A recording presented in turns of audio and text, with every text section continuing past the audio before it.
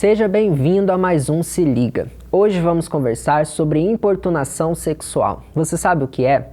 Muita gente confunde a importunação com o assédio sexual. E o assunto voltou a ser discutido depois de um caso que ganhou repercussão nacional. A estudante de Direito, Andressa Lustosa, andava de bicicleta na cidade de Palmas, no Paraná, quando caiu ao ser tocada por um homem que passava de carro. A cena foi registrada por câmeras de monitoramento e circularam pelas redes sociais. A jovem, que sofreu lesões, denunciou o caso e um dos suspeitos foi preso. A ocorrência foi registrada como importunação sexual e lesão corporal. Esse caso foi bastante divulgado e mostra uma realidade comum entre as mulheres. Dados da Pesquisa Nacional de Saúde do Escolar, realizada pelo IBGE em 2019, aponta que 1 a cada 5 adolescentes entre 13 e 17 anos diz já ter sido tocada, manipulada, beijada ou tido parte do corpo exposta sem consentimento. Por isso, nós convidamos a advogada doutora Flaviana Bissoli para conversar com a gente sobre esse assunto. Muito obrigado, doutora, pela participação. E para a gente começar, qual a diferença entre importunação sexual e assédio sexual? Primeiramente, eu agradeço o convite de estar aqui com vocês. Bom, indo direto ao assunto, nós podemos dizer que, basicamente, esses seriam crimes bem parecidos, né? A diferença maior está no quê? O assédio sexual, ele é tido na relação de trabalho, né? Onde há uma condição de um superior hierárquico ou uma ascendência, em razão da função, do cargo, algo voltado a necessariamente ter essa hierarquia entre a vítima e o agressor. Já na importunação sexual, não. Ela pode ser num ambiente público, tá? E por qualquer pessoa, né? Que seria, a diferença seria o quê? A parte concreta dos autos, alguém roubar um beijo, encoxar uma mulher num transporte público, e isso sem o uso de força, né? E sem a hierarquia que o crime de assédio sexual pressupõe.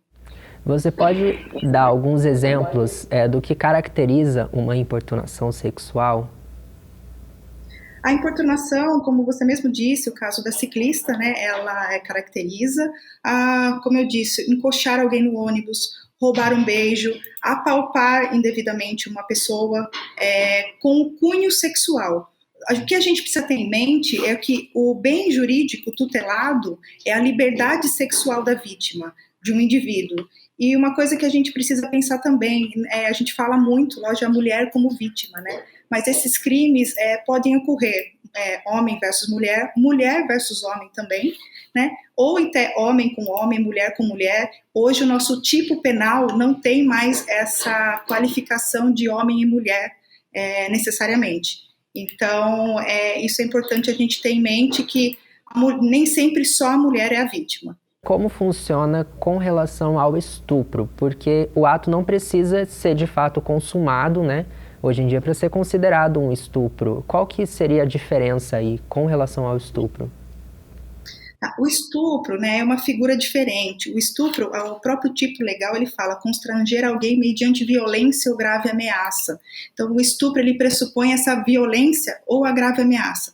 Quando a gente fala que não precisa ser consumado, é que o estupro ele admite a tentativa. A pessoa ela pode iniciar os atos, né? O que seria um estupro? O estupro não precisa ser propriamente a introdução do pênis na vagina.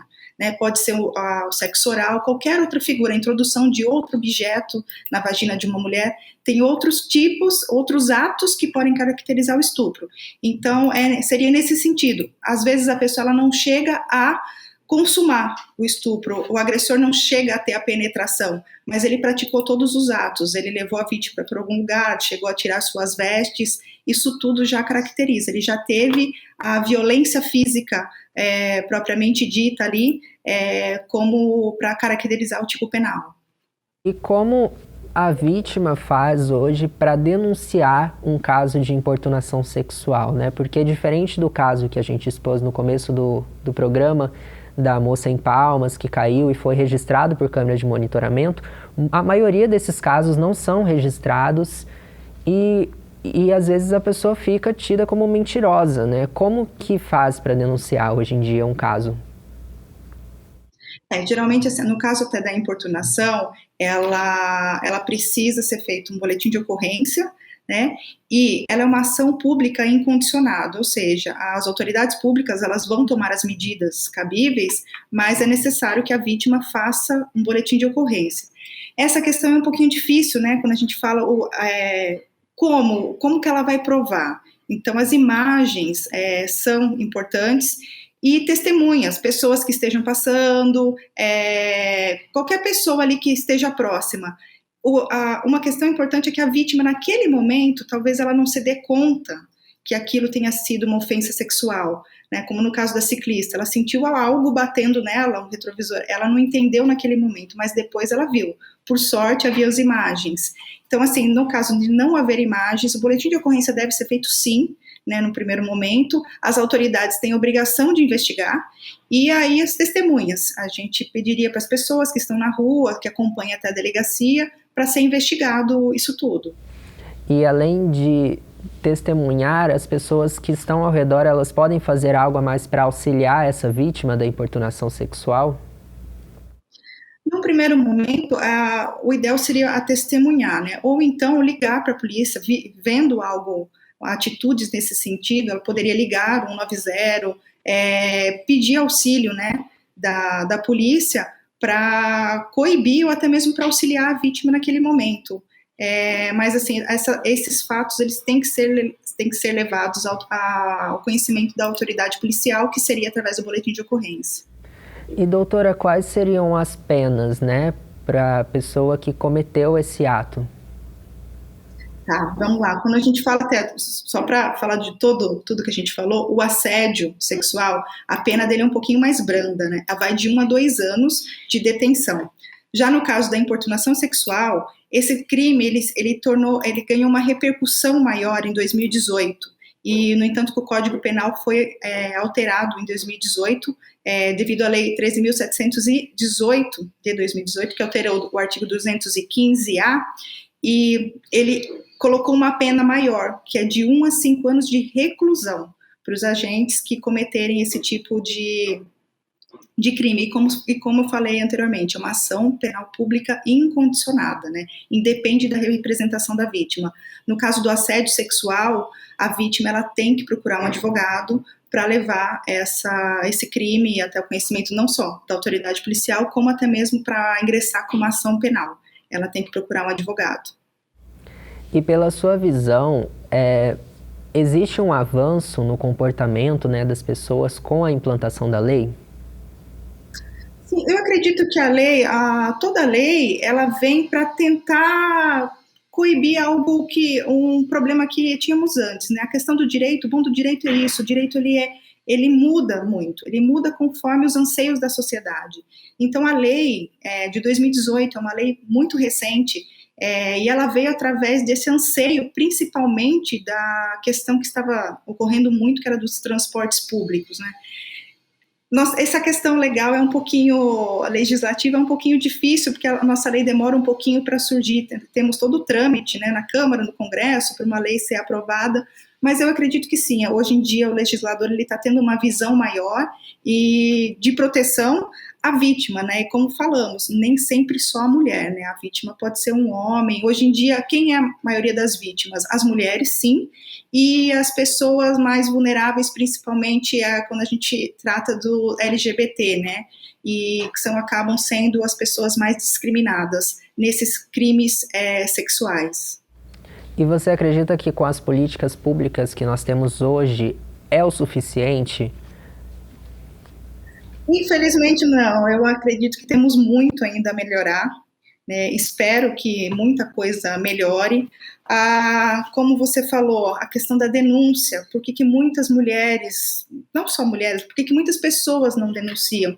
Porque não é dada credibilidade, né? É difícil de provar, muitas vezes, não é dada credibilidade, muitas vezes a mulher, ela é encarada como você deu aquela oportunidade, se não tivesse acontecido, temos aquela história, se não tivesse de shorts curto, né, você usou um decote então você permitiu. Eu acho que isso seria uma questão cultural mesmo da nossa sociedade. Nós ainda temos isso da sociedade, que a sociedade é machista, sim, né? Não podemos dizer que não. E a mulher, ela é tida muitas vezes nesse sentido, que ela deu causa àquilo, e isso coíbe as denúncias e aumenta só o número de violência, de crime. Então eu acho que isso assim seria uma mudança cultural num primeiro momento, e o principal fator seria a mudança cultural da sociedade, para a gente poder sim ter uma mudança legislativa, né? E aquela história, não precisaríamos ter uma lei se nós, né, cidadãos, não praticássemos algo contra o outro ser humano. Então, se houvesse a mudança cultural, a lei nem precisava existir, mas precisamos da lei e também da mudança cultural. Sim, doutora, muito obrigado pela participação. E se alguém quiser entrar em contato com você, como te encontrar? Bom, em primeiro lugar, eu que agradeço a participação. Estou muito feliz de estar aqui, contribuindo um pouquinho com vocês e aprendendo, né? Porque a gente sempre aprende um pouquinho mais. Meu contato, eu vou deixar meu e-mail, meu telefone. Meu e-mail é flaviana@fbdpo.com.br e meu telefone é 12 99 11 84369. Qualquer dúvida dos alunos aí, eu estarei à disposição e agradeço mais uma vez o convite, espero poder participar de outros encontros rapidinhos como esse. Bom, obrigado, doutora. Muito obrigado a você que nos acompanhou até aqui. Não se esqueça também de conferir a TV Univap nas redes sociais. Para quem quiser reassistir esse episódio, nós estamos no YouTube, no nosso canal no YouTube, nós estamos no Facebook e também no Instagram, @TV Univap. Até mais!